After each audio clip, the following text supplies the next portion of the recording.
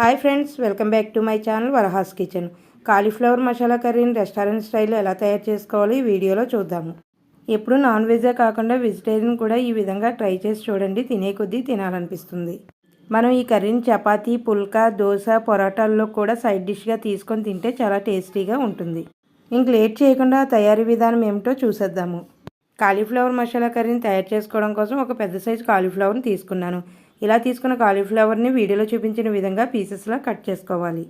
తర్వాత స్టవ్ మీద గిన్నె పెట్టుకొని వాటర్ వేసుకోవాలి. వాటర్ వేసుకున్న తర్వాత 1 స్పూన్ సాల్ట్, 1/2 స్పూన్ పసుపు వేసుకొని రోలింగ్ బాయిల్ అయ్యే వరకు మరిగించుకోవాలి.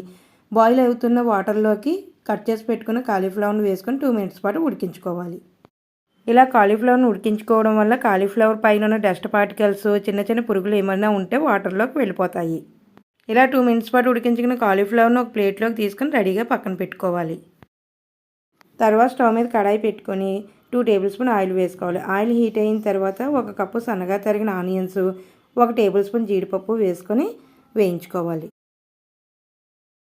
ఇక్కడ ఆనియన్స్ అనేవి లైట్ గోల్డెన్ కలర్ వచ్చేంత వరకు వేయించుకుంటే సరిపోతుంది. ఇప్పుడు ఇందులోకి 1 కప్పు సన్నగా తరిగిన టమాటాలను కూడా వేసుకొని వేయించుకోవాలి. ఇలా టమాటా ముక్కలు కూడా మెత్తగా మగ్గిన తర్వాత ఇప్పుడు స్టవ్ ఆఫ్ చేసుకొని చల్లారనివ్వాలి. చల్లారిన ఆనియన్స్, టమాటాలని ఒక మిక్సీ జార్లో వేసుకోవాలి. ఇలా వేసుకునేటప్పుడే 1 ఇంచు దాల్చిన చెక్క, 4 లవంగాలు, 2 యాలకులు, 4-5 పొట్టు తీసిన వెల్లుల్లి రేకలు, 1 ఇంచు అల్లం ముక్క వేసుకుని మెత్తగా ప్యూరీ చేసుకోవాలి. ఇలా మెత్తగా పేస్ట్ చేసుకున్న తర్వాత రెడీగా పక్కన పెట్టుకోవాలి. అదే కడాయిలోకి 2 టేబుల్ స్పూన్ ఆయిల్ వేసుకోవాలి. ఆయిల్ హీట్ అయిన తర్వాత 1 స్పూన్ సాల్ట్, 1 స్పూన్ కారం వేసుకొని ముందుగా బాయిల్ చేసి పెట్టుకున్న కాలీఫ్లవర్ పీసెస్ని ఇందులో వేసుకొని ఒక 3 to 4 మినిట్స్ పాటు వేయించుకోవాలి. ఇలా మనం కాలీఫ్లవర్ ముక్కలను వేయించుకోవడం వల్ల కాలీఫ్లవర్ కర్రీ అనేది టేస్టీగా ఉంటుంది. ఇలా ఉప్పు, కారం కాలీఫ్లవర్ ముక్కలకు బాగా పట్టిన తర్వాత ఒక బౌల్లోకి తీసుకోవాలి. ఇప్పుడు ఇందులోకి మరో 2 టేబుల్ స్పూన్ ఆయిల్ వేసుకోవాలి. ఆయిల్ హీట్ అయిన తర్వాత 4-5 సన్నగా కట్ చేసుకున్న పచ్చిమిర్చి ముక్కలు, కొంచెం కరివేపాకు వేసుకుని కాస్త వేయించుకోవాలి. ఇలా కాస్త వేయించుకున్న తర్వాత ముందుగా చేసుకున్న పేస్ట్ని ఇందులో వేసుకొని వేయించుకోవాలి.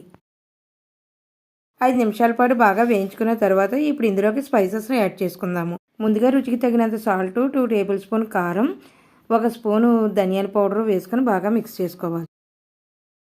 ఇదంతా బాగా మిక్స్ చేసిన తర్వాత ముందుగా వేయించి పెట్టుకున్న కాలీఫ్లవర్ ముక్కలను ఇందులో వేసుకొని మసాలా అంతా బాగా పట్టేలా వేయించుకోవాలి. ఇప్పుడు ఇలా 3 మినిట్స్ పాటు వేయించుకున్న తర్వాత గ్రేవీకి తగ్గట్టుగా వాటర్ వేసుకుందాము.